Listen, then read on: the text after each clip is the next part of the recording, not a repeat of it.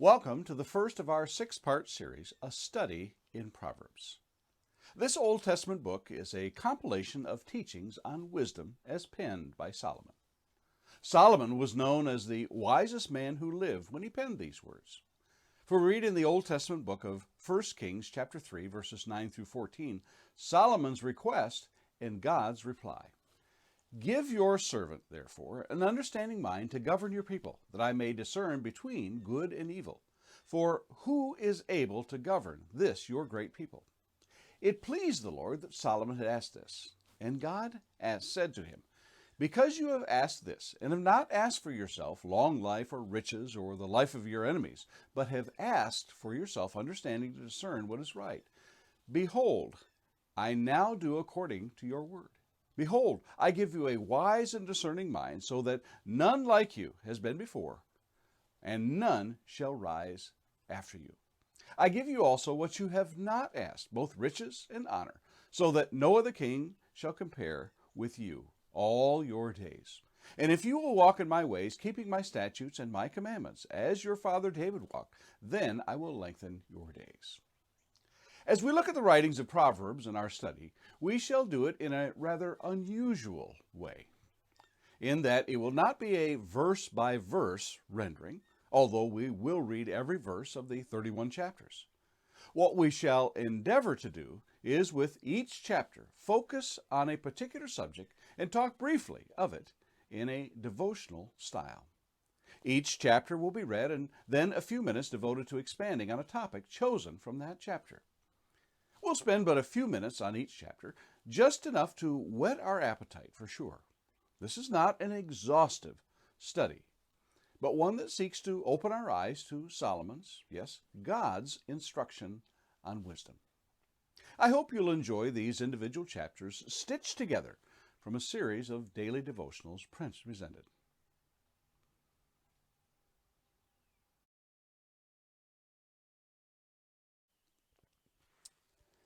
Proverbs chapter 1, day 1, to know wisdom. We'll begin reading in chapter 1, verse 1. The Proverbs of Solomon, son of David, king of Israel, to know wisdom and instruction, to understand words of insight, to receive instruction in wise dealing, in righteousness, justice, and equity, to give prudence to the simple, knowledge and discretion to the youth. Let the wise hear and increase in learning, and the one who understands obtain guidance. To understand a proverb and a saying, the words of the wise and their riddles. The fear of the Lord is the beginning of knowledge. Fools despise wisdom and instruction. Hear, my son, your father's instruction, and forsake not your mother's teaching. For they are a graceful garland for your head, and pendants for your neck. My son, if sinners entice you, do not consent. If they say, Come with us, let us lie in wait for blood. Let us ambush the innocent without reason. Like Sheol, let us swallow them alive and whole, like those who go down to the pit. We shall find all precious goods. We shall fill our houses with plunder, and throw in your lot among us. We will all have one purse. My son, do not walk in the way with them. Hold back your foot from their paths, for their feet run to evil, and they make haste to shed blood. For in vain is a net spread in the sight of any bird. But these men lie in wait for their own blood. They set an ambush for their own lives. Such are the ways of everyone who is greedy for unjust gain. It takes away the life of its possessors.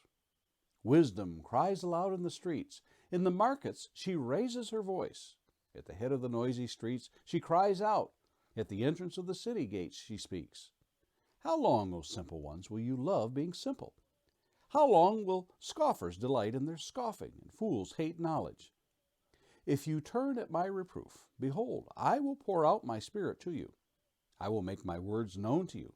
Because I have called and you refuse to listen, have stretched out my hand and heeded no one, because you have ignored all my counsel, and would have none of my reproof, I also will laugh at your calamity.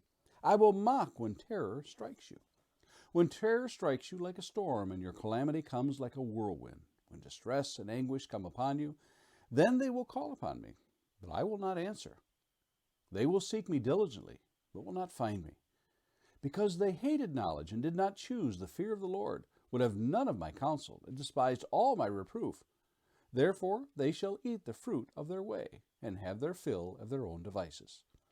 For the simple are killed by their turning away, and the complacency of fools destroys them.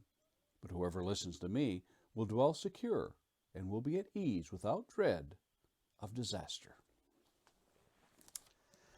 Some thoughts from Proverbs 1 today, and a warning. Science stuff straight ahead. In the makeup of plants and trees, there is a section that is essential to transferring nutrients back and forth called the pith. In trees, it is surrounded by the xylem and phloem and is found in the rings radiating out from the center. In plants, generally speaking, the pith is in the center of the stem. We recognize this as the core of the stem. Okay, science lesson is over for today. Why would I want to know this? Well, good question. Sometimes we borrow scientific jargon and connect the dots to help us to grasp big meanings. The word pith is associated with the core of a plant, and the word core suggests the center or essence of something. If I'm given the task of defining what a proverb is, using the economy of words, I would include such words as wisdom, knowledge, understanding, maxim, short saying, or pithy. That's helpful, but now I need a working definition beyond just a word. I might say, Proverbs are short sayings intended to impart wisdom, or a maxim intended to guide a person into an understanding of a truth. How about a pithy saying used simply so as to express a truth? There, that ought to suffice. Perhaps the word pithy would be a leading candidate to help in understanding what a proverb is. Another way of grasping a concept of a proverb is to give an example. Popular proverbs in our culture have been passed down from generation to generation. Perhaps one of the best-known collectors of proverbs in modern times, though not modern to some, was Benjamin Franklin. His Farmer's Almanac was sprinkled with wise sayings, like early to bed, early to rise makes a man healthy, wealthy, and wise, or well done is better than well said. It may be the best collection ever assembled is that of Solomon in the Old Testament book of Proverbs. Most of this book is attributed to Solomon, with the exception of the end of the book, which are said to be from Agur, chapter 30, and Lemuel, chapter 31. Here's a little of what we know of Solomon's collections from 1 Kings chapter 4, verses 31 through 33. It tells us, "For he was wiser than all other men, wiser than Ethan the Ezrahite, and Heman, Calcol, and Darda, the sons of Mahal, and his fame was in all the surrounding nations. He also spoke 3,000 proverbs, and his songs were 1,005. He spoke of trees, from cedar that is in Lebanon to the hyssop that grows around the wall. He spoke also of beasts and of birds and reptiles and fish." Solomon begins the very core of learning when he says in chapter 1 and verse 2, to know. Interestingly enough, the Hebrew word for this word know is yada. I wouldn't confuse that with our modern yada, yada, yada. But it seems essentially to ascertain by seeing or observation. Of the 3,000 proverbs that Solomon collected, we have but a fraction in the book of Proverbs. But there is certainly enough to whet our appetite. Solomon makes clear the distinction between wise and foolish, as well as wisdom and folly. In our very first chapter, Solomon volleys back and forth, telling of the benefits of wisdom and the consequences of enticements of sinners. Both call out to us for the purpose of our following. Yet which we shall follow is entirely up to us. Which we shall love depends on our attitude. Shall we fear the Lord or despise wisdom? Jesus said, "Wisdom is justified by her deeds." Matthew 11:19. Weigh out for yourselves and observe the fruit wisdom bears, over and against the fruit of folly. What kind of fruit have you been bearing in your life? And Lord willing, we'll see you again tomorrow.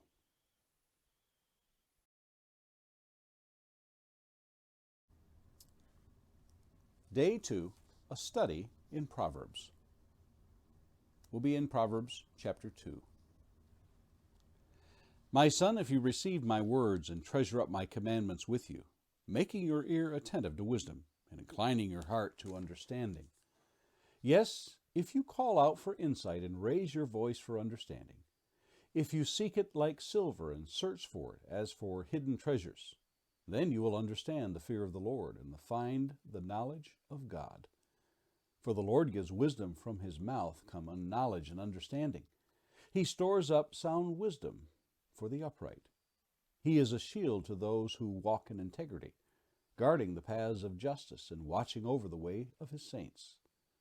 Then you will understand righteousness and justice and equity, every good path. For wisdom will come into your heart, and knowledge will be pleasant to your soul.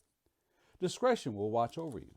Understanding will guard you, delivering you from the way of evil, from men of perverted speech, who forsake the paths of uprightness to walk in the ways of darkness, who rejoice in doing evil and delight in the perverseness of evil, men whose paths are crooked and who are devious in their ways.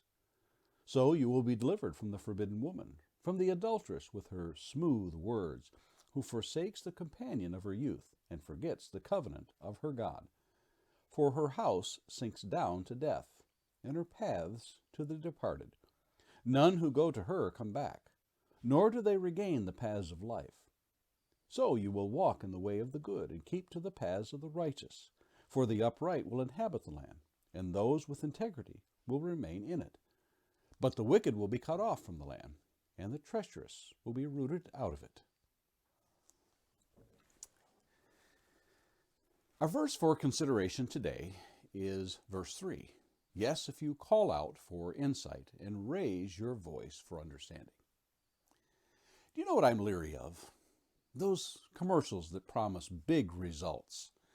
You know the ones, the chiseled bodies of those 0% body fat athletes working out on those gizmos that you ride or lift or pull or contort your bodies to get you into shape. And those contraptions you buy for your kitchen that promise to transform your ordinary meals into something from those cooking shows. Or those supplements that are designed to help your, what's that thing? Your memory. They're just too good to be true. In today's passage, Solomon makes a pretty big promise. Can it be that simple? Just want it, and you can have it? Well, that's a problem with advertising. Very seldom do you see an ad that says, if you work out on this machine endlessly, day after day, you'll get that body. Or if you study cooking and cuisine for years, you could use this device. Or take this pill for an extended period and you'll get oh no, I've forgotten what that pill's supposed to get. But you'll get it. Does Solomon promise immediate results effortlessly? No. Look at the process. First, you must receive his words, and that's not as easy as it sounds. Then you must treat it like a treasure, something of great value. Then you must be actively listening for wisdom. You must stretch out your heart towards understanding. Cry for it, scream for it if you must. You must seek it as if it were an ancient expedition searching for precious metals or hidden treasures that must be unearthed. Does that sound easy? You think this is a 5-minute exercise in the morning while you're rushing to get on with your day? Absolutely not. This is a consuming desire, yes, an obsession to get wisdom. My eyes have been attentive in the scriptures for the if-then propositions, and there are dozens and dozens in the Bible. They typically follow the, if you do this, good or bad, then you can expect this. Consequently, again, good or bad. If, and it all hinges on that one word, if. If you listen and take in those words and commandments, and listen to wisdom, and seek out understanding, call out for knowledge, like as it were men seeking worldly treasures, then the promise comes. Then you will understand the fear of the Lord and find the knowledge of God. It sounds rather familiar, doesn't it? Well, that's exactly what James admonishes to us. James 1 verses 5 through 8 tells us, "If any of you lacks wisdom, let him ask God, who gives generously to all, without reproach, and it will be given to him. But let him ask in faith, and with no doubting. For the one who doubts is like the wave of the sea that is driven and tossed by the wind. For that person must not suppose that he will receive anything from the Lord. He is a double-minded man, unstable in all his ways." In its essence, that is what Jesus taught in the Beatitudes. In Matthew chapter 5 and verse 6, Jesus tells us, "Blessed are those who hunger and thirst for righteousness, for they shall be satisfied." If I'm really honest with myself, the reason those gizmos and contraptions and potions don't work is more than likely my own lack of desire and motivation. James says I must pursue this desire for wisdom with faith, and faith is not just a mere belief, but an active one. Jesus says, "If I hunger and thirst, I will be filled." Hunger and thirst are two of the most powerful forces in the human realm. The psalmist writes, "As the deer pants for the water brooks, so pants my soul for you, O God. My soul thirsts for God, for the living God. When shall I come and appear before God?" Psalm 42, verses 1 and 2. And again the psalmist writes in Psalm 107, verse 9, "For he satisfies the longing soul, and the hungry soul he fills with good things."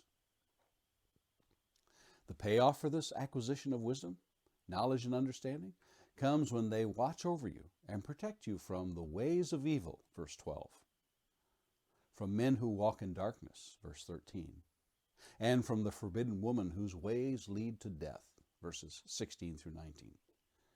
What we get is not just information for information's sake, but that which enriches life. Are you ready for a treasure hunt today?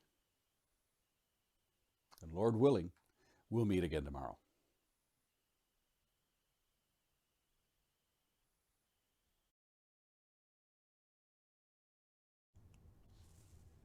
A study of Proverbs, Day 3, in Proverbs chapter 3. "My son, do not forget my teaching, but let your heart keep my commandments. For length of days and years of life and peace they will add to you. Let not steadfast love and faithfulness forsake you. Bind them around your neck. Write them on the tablet of your heart. So you will find favor and good success in the sight of God and man. Trust in the Lord with all your heart, and do not lean on your own understanding. In all your ways acknowledge him, and he will make straight your paths. Be not wise in your own eyes. Fear the Lord and turn away from evil. It will be healing to your flesh and refreshment to your bones. Honor the Lord with your wealth and with the firstfruits of all your produce. Then your barns will be filled with plenty, and your vats will be bursting with wine. My son, do not despise the Lord's discipline, or be weary of his reproof. For the Lord reproves him whom he loves, as a father the son in whom he delights. Blessed is the one who finds wisdom, and the one who gets understanding. For the gain from her is better than gain from silver, and her profit better than gold. She is more precious than jewels, and nothing you desire can compare with her. Long life is in her right hand. In her left hand are riches and honor. Her ways are ways of plenteousness, and all her paths are peace. She is a tree of life to those who lay hold of her. Those who hold her fast are called blessed. The Lord by wisdom founded the earth. By understanding he established the heavens. By his knowledge the deeps broke open, and the clouds dropped down the dew. My son, do not lose sight of these. Keep sound wisdom and discretion, and they will be life for your soul, and adornment for your neck. Then you will walk on your way securely, and your foot will not stumble. If you lie down, you will not be afraid. When you lie down, your sleep will be sweet. Do not be afraid of sudden terror, or of the ruin of the wicked when it comes. For the Lord will be your confidence, and will keep your foot from being caught. Do not withhold good from those to whom it is due, when it is in your power to do it. Do not say to your neighbor, "Go and come again. Tomorrow I will give it," when you have it with you. Do not plan evil against your neighbor who dwells trustingly beside you. Do not contend with a man for no reason, when he has done you no harm. Do not envy a man of violence. Do not choose any of his ways. For the devious person is an abomination to the Lord, but the upright are in his confidence. The Lord's curse is on the house of the wicked, but he blesses the dwelling of the righteous. Towards scorners he is scornful, but to the humble he gives favor. The wise will inherit honor, but fools get disgrace. Our proverb for today is verses 11 and 12. My son, do not despise the Lord's discipline, or be weary of his reproof. For the Lord reproves him whom he loves, as a father the son in whom he delights. Every child growing up in school needed a Mr. Galbraith in their lives. A throwback to the old days of strict disciplinarian teachers, Mr. Galbraith exacted excellence from his students. He drilled students and pushed them to do their best. He didn't tolerate any disruptive behavior in the classroom. As a result, he was feared. At the time, we couldn't appreciate what he was trying to accomplish. We only saw the seeming harshness of his style. Years later, when students would gather together to talk about the old days of school, one after the other of my classmates remarked that Mr. Galbraith had been among their favorite teachers. We can look back and see that it was not meanness or anger that drove our beloved teacher, but a desire for students to be the best they could be. Such is the nature of discipline. Isn't it interesting that when a person pursues a branch of learning, it is referred to as a discipline? Likewise, in some areas of martial arts, the method of training is called discipline. Discipline with clearly laid out structure with well-defined rules and expectations. Why? Discipline instills dedication and is most effective in helping students learn. Too often, students don't see this in a positive light. Such is the case with the discipline of the Lord. By virtue of Solomon attaching the idea of becoming weary or despising such things, he states a conclusion that people often come to when faced with such behavior, modification techniques by the Lord. He further connects such practices with that of a loving earthly father. If the motivation of the father is love, then he will discipline his child. If anger is at the root of discipline, and thus is meted out in a brutal way, then love is not the true motivation. So it is with the Lord. It is not anger or wrath, but love at the heart of his discipline. Throughout the book of Proverbs, you will note the idea over and over of disciplining a child. Take these examples. In chapter 29 and verse 15, the rod and reproof give wisdom, but a child left to himself brings shame to his mother. In verse 17 of chapter 29, discipline your son, and he will give you rest. He will give delight to your heart. In chapter 13 and verse 24, whoever spares the rod hates his son, but he who loves him is diligent to discipline him. Chapter 19 and verse 18, discipline your son, for there is hope. Do not set your heart on putting him to death. And finally, Proverbs chapter 23 and verses 13 and 14, do not withhold discipline from a child. If you strike him with a rod, he will not die. If you strike him with a rod, you will save his soul from Sheol. When the writer of Hebrews in chapter 12 of his letter quotes our verses for the day, he connects the thought of the hardships the Christian has endured and compares it to that of what Christ himself endured. Jesus endured hardship and hostility, not because of sin, but because it perfected him and made him a compassionate high priest, able to sympathize with us. Hebrews 4 and 15. So, when seen in the light of love and that which perfects, discipline is welcomed. How is the perfection process going in your life? Lord willing, we'll meet again tomorrow.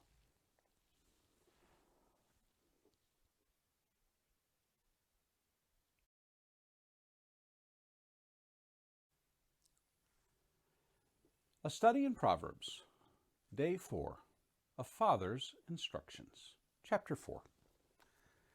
Hear, O sons, a father's instruction, and be attentive that you may gain insight. For I give you good precepts.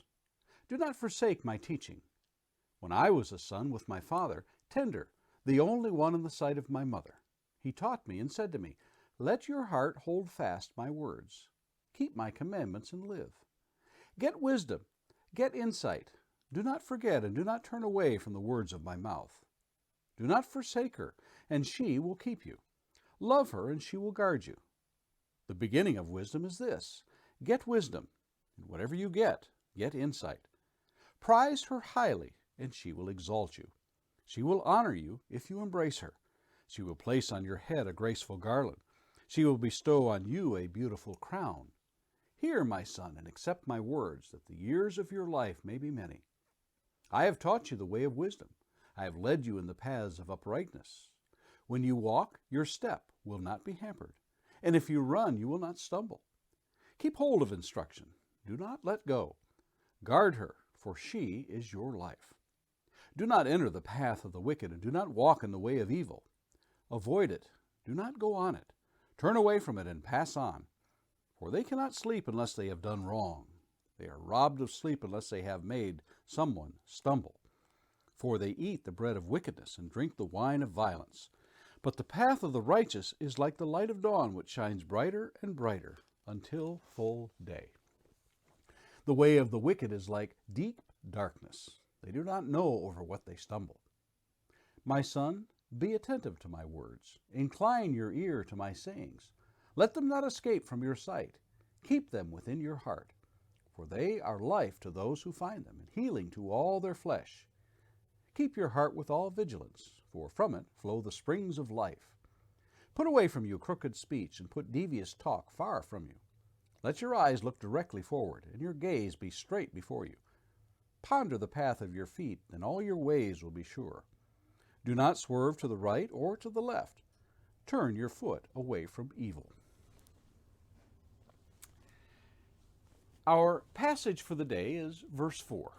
He taught me and said, let your heart hold fast my words. Keep my commandments and live. Have you ever heard the saying, the apple doesn't fall far from the tree? That's one of those pithy sayings that have been passed down and is filled with insight. Generally speaking, the truth in it is that as a parent is, so is the child. That can be a good thing when we take on the attributes of a caring mother or compassionate father, or it also can be negative when we exhibit the tendency to become easily angered or the town gossip just like our parents. We tend to fill the shoes quite well of those of our parents that they wore, like it or not. The entirety of this chapter is really a letter from father to son. He recalls himself as a youth, and his father taught him the truths of life and the pursuit of wisdom. It is noteworthy that wisdom is personified as a woman.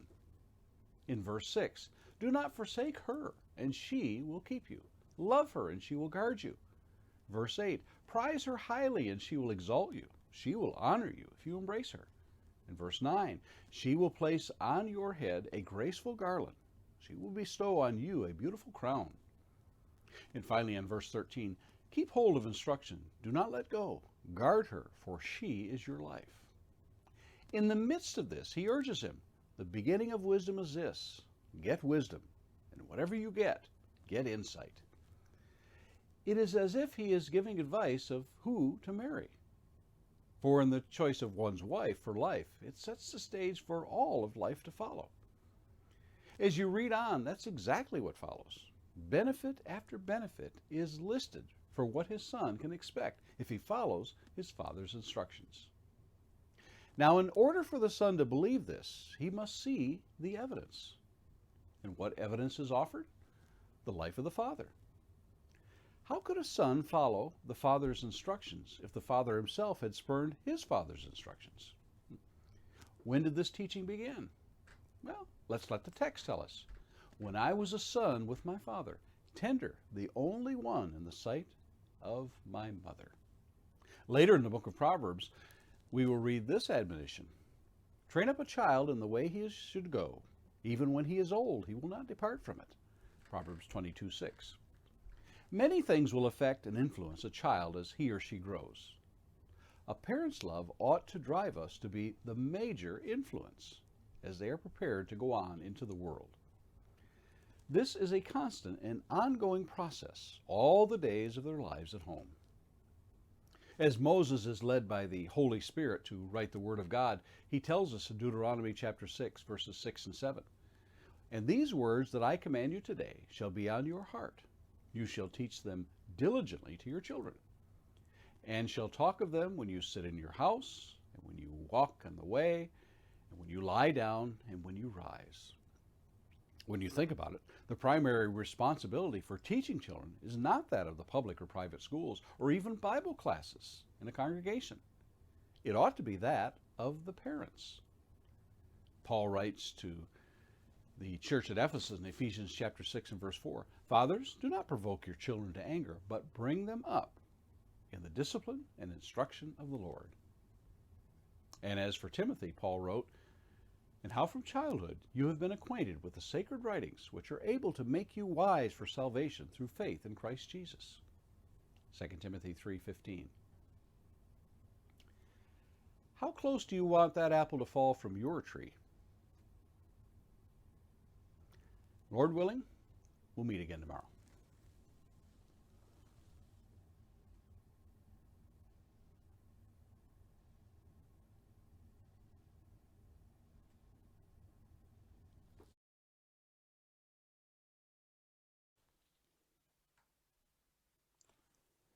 A study in Proverbs, day 5.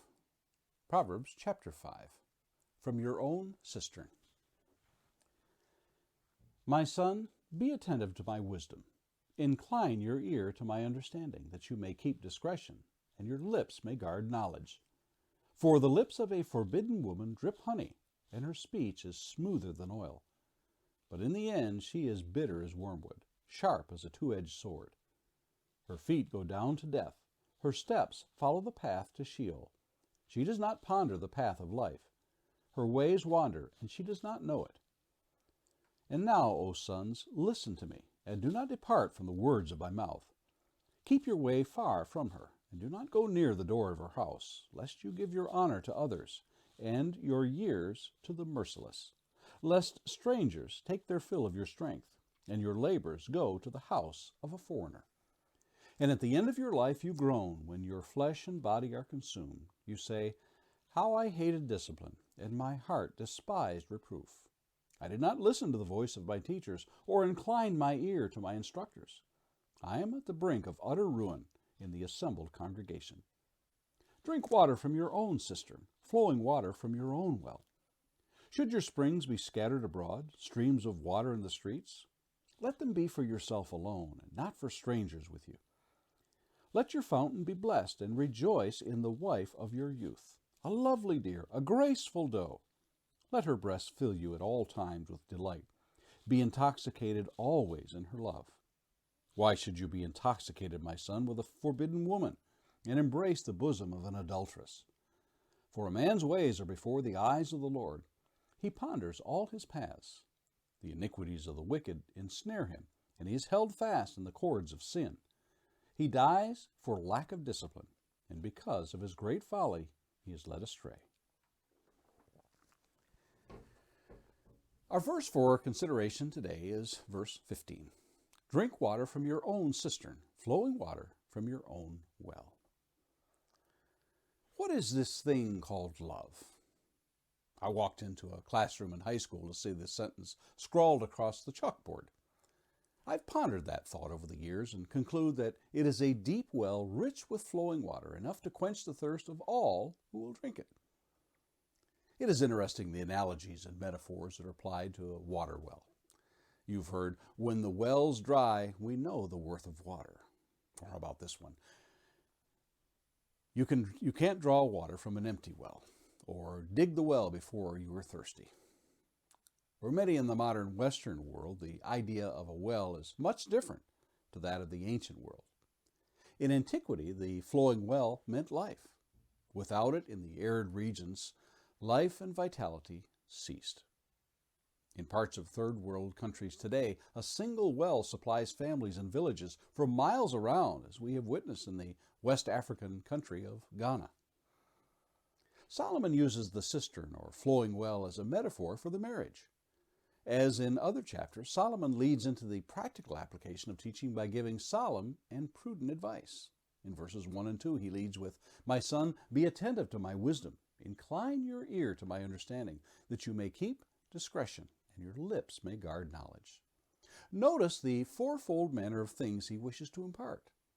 Wisdom, or the practical application of knowledge. Understanding, the reason or intelligence. Comprehension. Also note the four descriptive phrases that accompany them. First, to be attentive, or aware, or to hearken. To incline, that means to stretch forth or pay close attention. To keep, to put a hedge or barrier so as to keep it in. And to guard, protect and preserve and keep. As we get to verse 7, Solomon again warns, "And now, O sons, listen to me, and do not depart from the words of my mouth. Keep your way far from her, and do not go near the door of her house." The consequences of not regarding his sage advice? You lose your honor and your years, your strength and your labor. Your flesh and body are consumed. And how often have these words of regret been uttered, as verse 13 and 14? "I did not listen to the voice of my teachers, or incline my ear to my instructors. I am at the brink of utter ruin in the assembled congregation." How does a man avoid such ruin from wanton behavior? Drink water from your own cistern. Plainly spoken, be happy with your own wife and not another woman. Be intoxicated always in her love, verse 19. In the 3,000 years since the book of Proverbs was penned, the tale of ruination by foolish men are strewn across the centuries. Scattered pieces of families, broken homes, and wayward children as a result of careless and needless actions of men without thought of the consequences. As you go through the book of Proverbs, have your eyes trained on verses that reinforce the love within marriage and warn against the seeds of discontent. In chapter 24, in verses 3 and 4, "By wisdom a house is built, by understanding it is established. By knowledge the rooms are filled with all precious and pleasant riches." Chapter 14 and verse 1, "The wisest of women builds her house, but folly with her own hands tears it down." And in chapter 31 and verse 10, "An excellent wife who can find? She is far more precious than jewels." And again in chapter 31 and verse 28, "Her children rise up and call her blessed, her husband also, and he praises her." Have you recognized the hard work a home, a family, and a marriage requires? And Lord willing, we'll meet again tomorrow.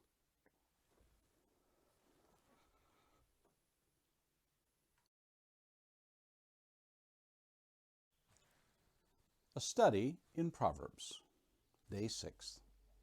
6 things, yes, 7. "My son, if you have put up security for your neighbor, have given your pledge for a stranger, if you are snared in the words of your mouth, caught in the words of your mouth, then do this, my son, and save yourself, for you have come into the hand of your neighbor. Go, hasten and plead urgently with your neighbor. Give your eyes no sleep, and your eyelids no slumber. Save yourself like a gazelle from the hand of the hunter, like a bird from the hand of the fowler. Go to the ant, O sluggard, consider her ways and be wise. Without having any chief officer or ruler, she prepares her bread in summer and gathers her food in harvest. How long will you lie there, O sluggard? When will you arise from your sleep? A little sleep, a little slumber, a little folding of the hands to rest, and poverty will come upon you like a robber, and want like an armed man. A worthless person, a wicked man, goes about with crooked speech, winks his eyes, signals with his feet, points with his finger, with perverted heart devises evil, continually sowing discord. Therefore calamity will come upon him suddenly. In a moment he will be broken beyond healing. There are 6 things that the Lord hates, 7 that are an abomination to him: haughty eyes, a lying tongue, and hands that shed innocent blood, a heart that devises wicked plans, feet that make haste to run to evil, a false witness who breathes out lies, and one who sows discord among brothers. My son, keep your father's commandment, and forsake not your mother's teaching. Bind them on your heart always. Tie them around your neck. When you walk, they will lead you. When you lie down, they will watch over you. And when you awake, they will talk with you. For the commandment is a lamp and a teaching light. And the reproofs of discipline are the way of life, to preserve you from the evil woman, from the smooth tongue of the adulteress. Do not desire her beauty in your heart, and do not let her capture you with her eyelashes. For the price of a prostitute is only a loaf of bread, but a married woman hunts down a precious life. Can a man carry fire next to his chest and his clothes not be burned? Or can one walk on hot coals and his feet not be scorched? So is he who goes in to his neighbor's wife. None who touches her will go unpunished. People do not despise a thief if he steals to satisfy his appetite when he is hungry. But if he's caught, he will pay sevenfold. He will give all the goods of his house. He who commits adultery lacks sense. He who does it destroys himself. He will get wounds and dishonor, and his disgrace will not be wiped away. For a jealousy makes a man furious, and he will not spare when he takes revenge. He will accept no compensation. He will refuse though you multiply gifts.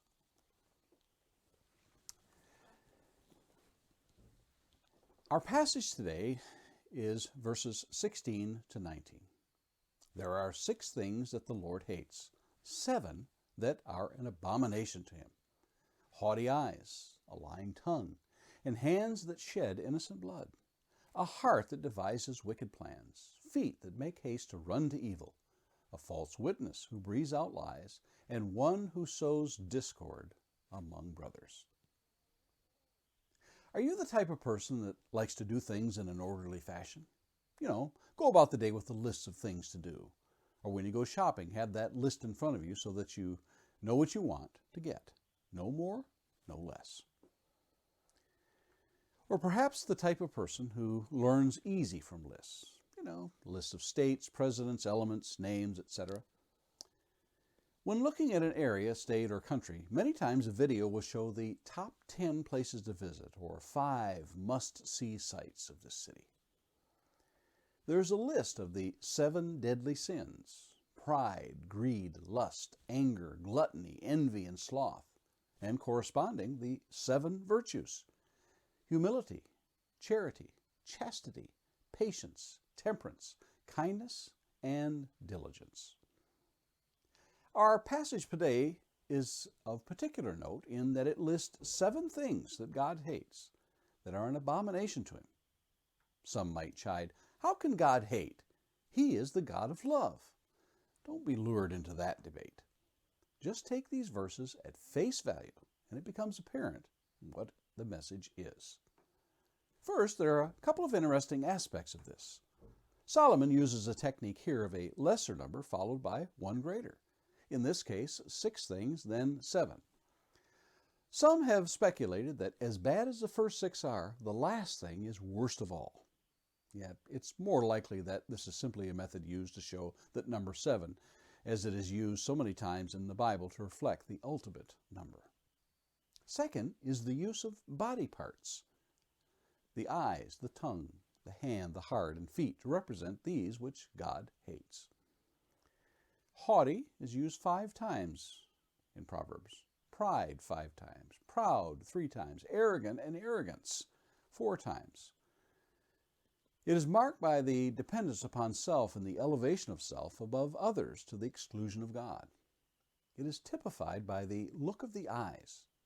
We're familiar with the phrase, looking down at others. The lying tongue. Do a quick search in the tongue, the mouth, and the lips in Proverbs and see the power of them, especially the tongue that lies. In its essence, speech is directly involved in 3 of the 7 on our list today. Hands that shed innocent blood. It started with the first murder in Genesis 4 and continues on. Thou shalt not murder, as the commandment says. The heart devising evil. Jesus said of the heart, for out of the heart come evil thoughts, murder, adultery, sexual immorality, theft, false witness, and slander. Matthew 15:19. Feet that run to evil. Not simply people who do evil, but the swiftness and propensity with which they proceed. A false witness, the telling of lies so as to bring down the innocent to ruin. One who sows discord. Those who spread strife, division, and discord finish out our list. Now go back for a moment and take a look at verses 12 through 15, and you'll find this person doing these seven things which God hates. The Hebrew word for him is Belial, and appropriately named at that, for so he is in God's sight. Take care that you don't join in these 6, yes, 7 things that God hates. And Lord willing, we'll see you again tomorrow. I hope this study has been profitable today, and I hope that you will join us again in our next class as we continue to look at the Proverbs of Solomon. Join us again, won't you?